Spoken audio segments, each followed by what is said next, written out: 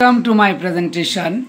Now I am going to read out an article from an English newspaper, 49th Death Anniversary, Art and Decolonization with Zainul Abidin. Zainul Abidin is a famous painter of Bangladesh, and Daily Star published about his death anniversary special supplement. Now I am going to read out in details before you. When Zainul left Calcutta, now Kolkata, in 1947, as India-Pakistan negotiated a partition-ridden freedom from the British Empire, he was one of city's most acclaimed artists. By the early 1940s, Abidin had become the youngest and beloved teacher at Government School of Art. His stark sketches of hunger and death in the city streets had captured catastrophic man-made Bengal famine of 1943, which was killing and displacing millions in Bengal. As the Allied army fought Japan on the eastern frontiers of the Second World War, his works fascinated artists, critics, journalists, activists, and late colonial public alike, who saw the very meaning of the beauty and national form and transformed in the artist's sharp expressionistic realism. In January and February 1945, Abidin featured on the cover of People's War, the national organ of the Communist Party of India, CPI, Figure 1. His famine art was introduced in his issue by party iconic artist Kedar Chitra Prasad, as the CPI organized vast exhibition of Abidin works in 1944. Abidin had also illustrated the activist journalist Ila Shan's Darkening Days, being a narrative of famine-stricken Bengal in May 1944, when he renowned artist Somnath Haur, then a young novice in the early 1940s, was identified by CPI leadership. He was placed under the Abidin's mentorship at the art school in 1945. By 46, Haur would begin his dedicated career of documenting popular resistance, experimenting with socially committed modern art. Zainul Abidin and Kabir Chaudhuri viewing Manpura 70, the exhibition Contemporary Art of Bangladesh, Calcutta, November 1973, Amrita Bazar Potrika. And continuing perhaps Abidin's very own legacy in post-partition independent India, Abidin returned to Dhaka, the capital of eastern wing of newly formed Pakistan. Sprawled on both sides of India, forced as even himself hailed from former East Bengal's Mymensingh district, as Abidin, along with his fellow artists from Calcutta, Shafiuddin Ahmed, Kamrul Hassan, Anwarul Hassan, chose to leave polarized genocidal milieu of communal riot-torn Calcutta. He had to confront deep professional and personal insecurity. Rebuilding artistic foundation in the new capital of Pakistan, eastern wing, Dhaka, was challenging. Abidin would go on to become foundational figure and artist, pedagogue and cultural bureaucrat, central to the formation of an artistic sphere in East Pakistan. Active also the federal center in the West. It took imagination, labor, persistence, negotiation with federal government in West Pakistan, and even East Pakistan artist Abidin visited thrived in the West. As the asymmetries in artist infrastructure between the two wings remained, partition had marked histories and artistic modernism in subcontinent. In ways lived in and felt, but often invisible to history writing. Zainul Abidin practiced from his early years migrant art school student colonial Calcutta in 1930s took his statue as Shilpacharya, the most celebrated artist pedagogue of post-liberation Bangladesh in the 1970s, carries the lived shadow of the 20th century decolonization in subcontinent. Still more and critically so, Abedin symbolized, along with his many other fellow artists, pedagogues across the decolonizing worlds in Asia, Africa, and the Middle East. This artistic legacy of shaping how freedom itself could be visualized in young nations undergoing often turbulent post-colonial transitions. This allegorical weight that Abedin has had to shoulder in life as much as the afterlives of legacy often also been heavy. Can we return to this heavy icon city of national artist to draw his lines and lineage differently? As young into Calcutta's art worlds in the 1930s, Abedin, along with fellow students from Government School of Art, sought to generate new space for artistic realism. The art school syllabus as well as city's art discourse had been dominated hitherto by the idyllic Indian style was paintings of Bengal school pioneered in 90s. Abindranath Tagore and institutionalized by his followers in 1930s, Bengal school still following idealistic mythological subjects and had partly morphed into a dynamic yet still idealistic and ruralistic earthiness at Kala Bhavan, the art school of experimental Global University of Vishwa Bharati at rural Shantiniketan, established in 1990, Rabindranath Tagore. For Abedin and his fellow realistic painters like Abonishan to Gurbadan as this idealism was inadequate to capture what contemporary society landscape itself looked like against all odds. They would exhibit their works by late 1930s. Critics were reviewing their 1936 show. For instance, the critic Jamikananda Sen had written such as works carried a new Shatyabhut, a sensibility of truth, a new nationalism that could visualize the national via harsh truth, contemporary reality marked by industrialization, famished villages and their actual living condition.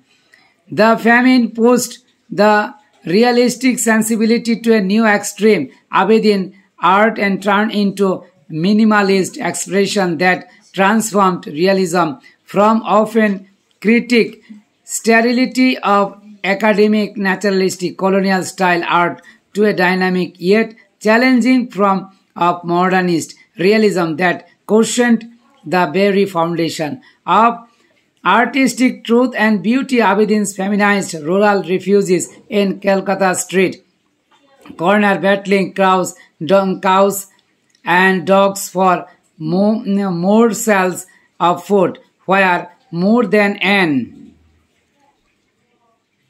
index of art social commitment or the art of famine. They were indeed the aesthetics of late imperialism and paradox, anti-fascist war imperial colonies of the Allied army itself. As Abedin, then impoverished migrant artist himself, drew his link sketches of hunger-ridden pavements with dry brush and ink of cheap brown wrapping paper, walking these streets on this way to art school, a new shape artistic roles in the shadow of empire was emerging, he himself proved these possibilities as he joined the Anti-Fascist Writers Artists Association and other collectives of progressive art already in the early 1940s, steered increasingly by a cultural movement shaped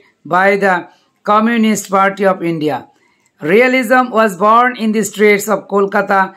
The noted artistic critic of post-colonial Bangladesh, Badruddin Khan Jahangir, would write of Abedin's famine. Abedin in the 1990s, Abedin famine drawings were to stay with him all along with 1947 career in the East Pakistan exhibited in his shows.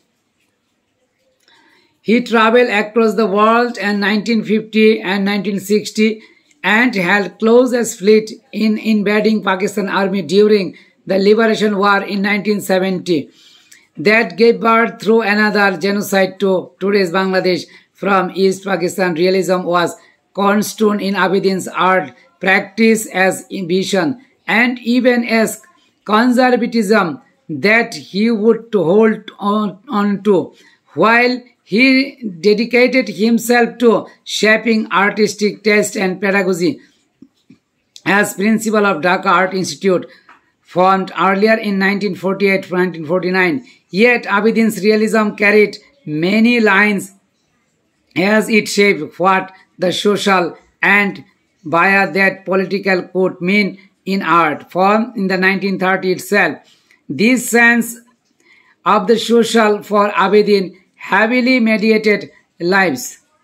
Abedin was heavily mediated by rural lives, whether in his early forays into painting rural labor in 1930s Dhumka or the rural displaced in the wartime famine or increasingly in post-independence East Pakistan.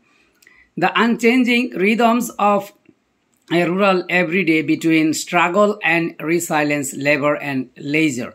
There is in Abedin's practice a dialogue between the rural and social and modernist from making itself that would inform his pedagogy and legacy, and indeed its allegorical weight for East Pakistan and Bangladesh that he carried as Shilpacharya. This same dialogue also shaped Abedin's significance, our understanding of how integrating social realism with modernism and the figurative with abstract were critical cornerstones in the artistic imagination of the decolonial transformation of the 1940s to 1980s. This has implication for pursuing art historical thinking beyond the artificial oppositions between figurative and abstractive part planted globally by an Americanized art discourse via cultural politics of the Cold War. Abedin himself was a post-colonial traveler in the global cultural Cold War. By mid-1950, he was a highly mobile artist traveling across the USA, Europe, in the Middle East, Central East Asia, the Soviet Union on various fellowships like Commonwealth, Rockefeller Giants, and on commissions from the Pakistan government.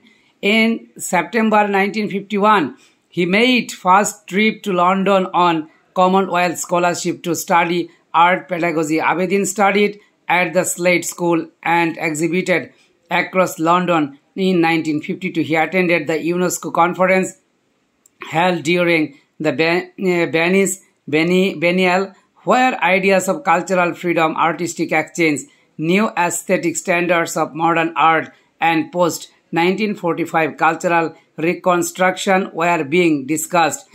In the 1960s, Abedin was invited by Soviet Union, where he was awarded gold medal, and later by the Arab League to visit the sketch in the Palestinian guerrillas and refugees. He was in fact typical artist diplomat of the period of decolonization and Cold War, who would be serially invited United States and the Soviet Union countries of the East Bloc as well as Japan in marked contest over the cultural imagination of the Third World. Abedin's journey marked his artistic trajectory in the style he experimented with through his subjects remained the same labor, struggle and the rural everyday. For instance, after he returned from the first spell in the UK, Europe, Turkey between 1952-1953, his style would change through mildly and for a short span, he began experimenting in linear simplification, breaking up the image, trying out semi-cubistic figurations, while remaining committed to building art's foundation in 1950 cultural. Throughout the 1950s, Abedin made conscious efforts to integrate art with people, whether in projecting the image of the common man in art or promoting public access and participation in art making. Over in the 1960s, Abedin tried himself more to the election and documentation of folk art, and substantial part of which formed the core of Sonargaon Museum in the post-liberation museum in post-liberation Bangladesh. This was the same time he self-fashioning as patron and preserver of folk art, and also increasingly his retreat into identity of a pedagogue rather than the of modernist artist. 1970 appears as culmination of Abedin's artistic trajectory. In spring, made Scroll Novanna, a celebration of harvest festival, where he created what can be seen as an allegory of the incipient nation from displacement of the 1940s, though the growing rhythms of everydayness to labor and leisure that have built the social fabric of his nation. In the summer of 1970, Abedin visited Palestinian refugee camps along with Jordan River as part of tour across the Arab world. Figure 2. He wanted to head back and organized another exhibition, the profits of which intended to donate the Palestinian cause. He was unable to return, and the works he left behind in Cairo, where is also lost. Returning to Dhaka in that summer, Abedin was to be overtaken by growing political resistance at home, one that he would lead to a genocidal revolution war, giving birth to Bangladesh in November 1970, when the tidal wave in Manpura killed and ravaged millions of. Abedin toured the destruction a helicopter and returned with notes. Much later, he would paint Manpura 1770, as his wife Jahanara Abedin noted in one sighting, with rapid movements. Manpura 70 Figure 3 is hard-working but the famine of 1943, as much as an encounter with immensity of death. Once again, in the shadow of liberation struggle, he was Novanna. So was Novanna at the start of 1970. The Palestinian experience sits in the middle as a radical return out to art's encounter with displacement, a battle itself, perhaps with the demand of artistic form in the shadow of dehumanization.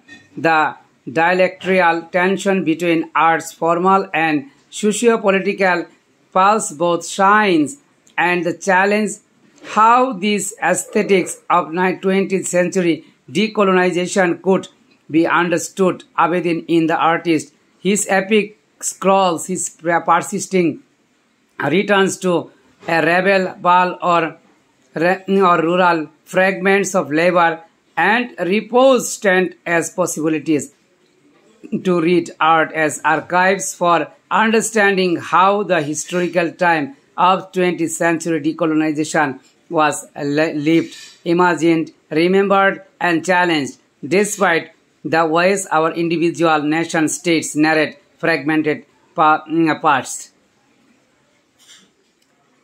Sankunta Sanderson is an associate professor of art history at the Department of Arts and Cultural University of Amsterdam. He is a writer and he has written this article. Thanks to everyone. Again, I would like to show before you his paintings. This is Zainul Abidin when he was young. Zainul Abidin, Arab Liberation, and another documentary. Thanks to everyone.